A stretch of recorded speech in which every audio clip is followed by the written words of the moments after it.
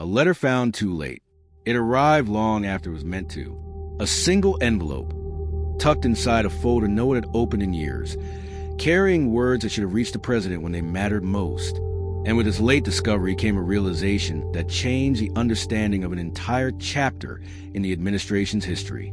To understand why this forgotten letter mattered, we must recognize how information flows inside the White House. Every day, thousands of pages of briefings, memos, reports, and messages move through the building, sorted, filtered, prioritized. Most reach their destination. Some do not. And occasionally, one document slips through the cracks, unnoticed until its absence becomes a defining part of the story. The letter surfaced during a routine audit of archive materials, buried beneath logistical notes from a period marked by intense national strain. At first, staff assumed it was another outdated memorandum, something irrelevant to the present.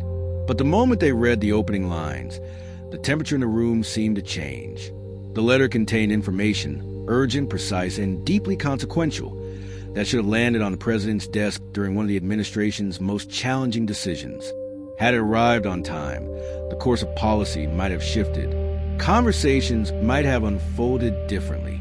Entire strategies might have taken new shape. Yet none of that happened, because the letter had vanished into machinery of bureaucracy, unnoticed until it was far too late. When senior advisors reviewed it, their expressions tightened. The contents challenged assumptions that had guided high-stakes meetings, revealing a perspective that had been entirely absent from the debate. It wasn't just data. It was insight from a source whose expertise could have altered the entire understanding of the crisis. As the president was briefed on the discovery, a silent weight filled the room. The letter stood as a reminder that even in the most structured systems, human oversight can redirect history in ways no one anticipates. It raised questions no one was ready to answer. How had it been misplaced? Why had no one noticed its absence? And what decisions had been shaped by the void it left behind? The initial shock soon turned into something deeper, a sense that the administration had been navigating a storm without knowing a critical current beneath the surface. And the more they studied the letter, the clearer it became. Its message would have changed everything. But now, they had to face what it meant to learn its truth too late.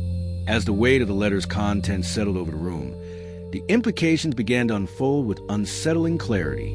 What had been missing from the discussions? Information that might have shifted the decision-making process entirely was now exposed. And though the letter had arrived far too late to alter the course of history, it revealed something more profound. The limitations of even the most carefully constructed systems of information. The president sat in silence, processing the unintended consequences of that oversight. How could a single piece of information, lost in the shuffle of bureaucracy, have changed the direction of national policy? It was as if an entire layer of understanding had been stripped away in the rush of decisions. And now, in hindsight, it felt as though the country had moved forward on a path that could have been avoided, one that might have been less turbulent, less fraught with the conflicts that had since emerged. The letter's contents were direct, offering a clear analysis of the situation that was eerily absent from the official reports. It wasn't just a fact missed in the original debate. It was a perspective that could have redirected the course of the entire conversation. If the president had received it, the administration might have navigated the crisis with a better understanding of the risks, both immediate and long-term. The discovery of the letter shook something fundamental inside the West Wing. Advisors who had participated in the high-stakes decision-making, some of whom had advocated strongly for the choices that were eventually made, now found themselves questioning what could have been different. They began to revisit the major discussions, analyzing them from a perspective that included the forgotten information. The conversation among the staffers who reviewed the letter became a somber one. They had operated under the assumption that they were seeing the full picture, that their access to intelligence and data was complete. The letter shattered that illusion. It was as if they had been sailing forward, trusting their navigation instruments, only to discover they had missed a crucial warning buried beneath their very feet. One advisor, who had been deeply involved in the decision-making process, remarked that this revelation was both an opportunity and a crisis. On one hand, the discovery confirmed their worst fears, that the administration had not been as informed as it believed. On the other hand, it presented a rare chance to recalibrate the path forward, to reassess decisions with this new information in hand. But there was an unspoken fear that lingered. Could they now act on this knowledge? Was it too late to reconsider choices already made? The political cost of reversing a decision, of acknowledging that they had missed a critical piece of the puzzle, was enormous. Yet, to move forward without addressing it could risk the very foundation of the administration's credibility. The deeper question that hung in the air, though, was one of accountability. Who was responsible for the letter's disappearance? How could an administration that prided itself on its transparency and thoroughness have allowed such an error to go unnoticed? The blame, though unclear, was sure to ripple through the corridors of power. And those who had pushed for the choices made in ignorance of the letter's contents would soon find themselves in the uncomfortable position of justifying their decisions. The president, feeling the gravity of the situation, knew that the right course was not simply to address the error, but to ensure that such an oversight never happened again. The revelation of the letter had not only exposed a failure in process, it had revealed a vulnerability that could undermine the administration's entire decision-making apparatus. It was clear now they could not afford to let the lessons of this moment slip into the past. The course of the nation's future might have been shaped by one small document, and yet the real question was whether it was too late to change the future that had already been written. As the weight of the letter's discovery continued to linger, the administration began to confront the uncomfortable reality of what had been lost in the cracks of bureaucracy. The moment felt like a reckoning, a sharp reminder that even the most powerful institution in the world is not immune to failure.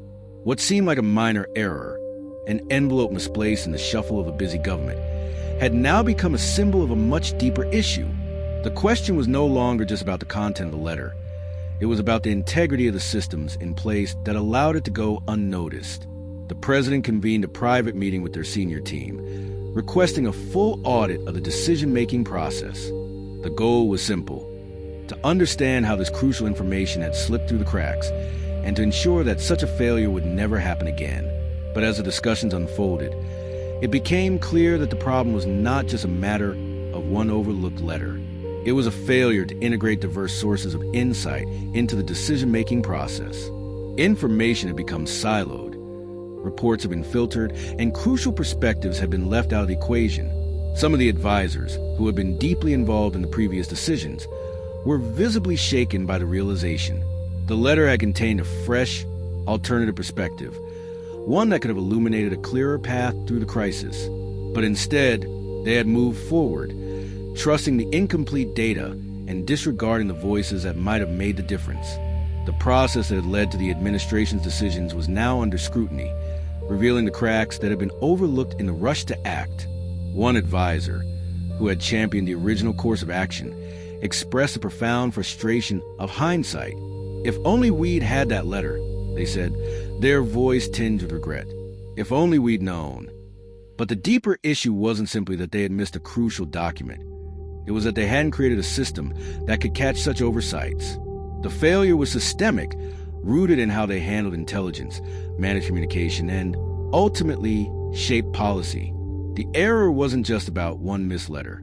It was about the invisible barriers that prevented the full flow of information, those barriers that had made a significant impact on the direction of national policy.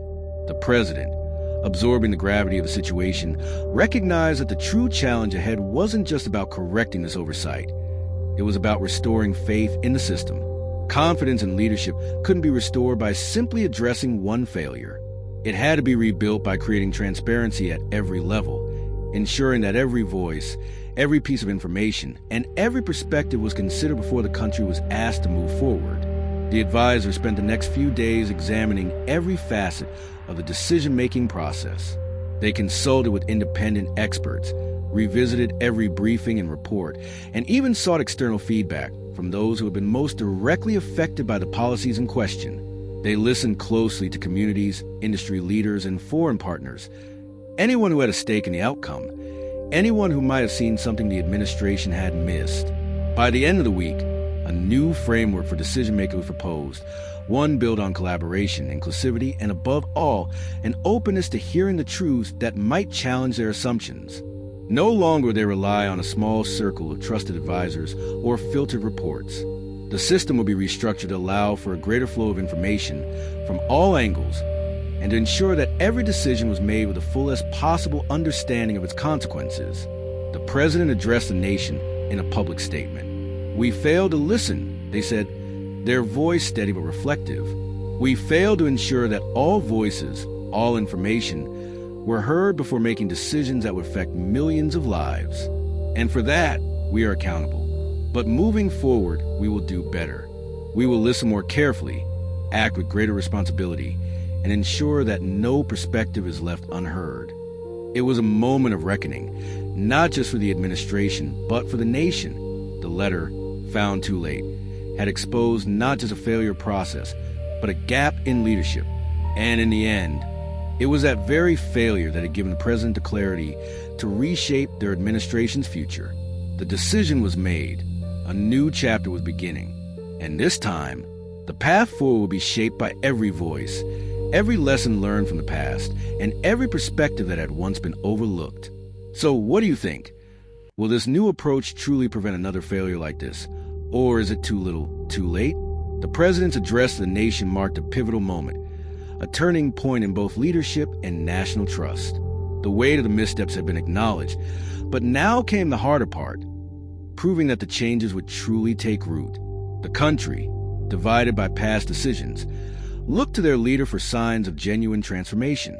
Could the new approach, one born of humility and reflection, rebuild the confidence that had been shaken? In the days that followed, the administration's actions would speak louder than any speech. The president's team began to overhaul their decision-making processes, putting into place the transparency and collaboration they had promised. The newly created task forces were diverse, bringing in voices from outside the usual corridors of power.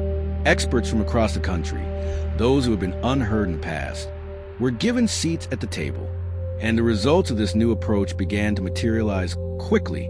The president personally oversaw the establishment of a public-facing platform where citizens could submit feedback on national policies, ensuring that the voices of ordinary people were no longer drowned out by the bustle of government machinery. Regular reports were released to the public, showing what the administration was doing, how decisions were being made, and how they planned to address the missteps of the past. These weren't just gestures. They were the first steps in a larger strategy to restore faith in a government that had faltered under the weight of its own mistakes. In Washington, the conversation shifted. Political opponents, who had once criticized the administration for its secrecy and failures, began to recognize the change in direction. While they were still cautious, they acknowledged the administration's efforts to open up the decision-making process. The media, too, which had once been quick to attack, now followed closely to track the changes. The president's approval rating saw a small uptick, but more importantly, the administration started to be seen as one that could learn from its mistakes and act on them. Yet, as history often shows, the road to recovery is never linear. The path forward was still fraught with challenges. The country, while willing to listen to the president's promises, had been scarred by past missteps. Every decision moving forward would be scrutinized with greater intensity. Trust, once broken, is a long process to rebuild, but the foundation was laid. And as the days turned into weeks, the president found themselves revisiting the letter, the one that had arrived too late. Its contents had changed the course of the administration, but not just because of the missing information. The true change had been in how it revealed the need for a greater openness, for an approach that prioritized listening over speaking, understanding over reacting. Looking out over the Rose Garden one evening, the president reflected on the lessons learned.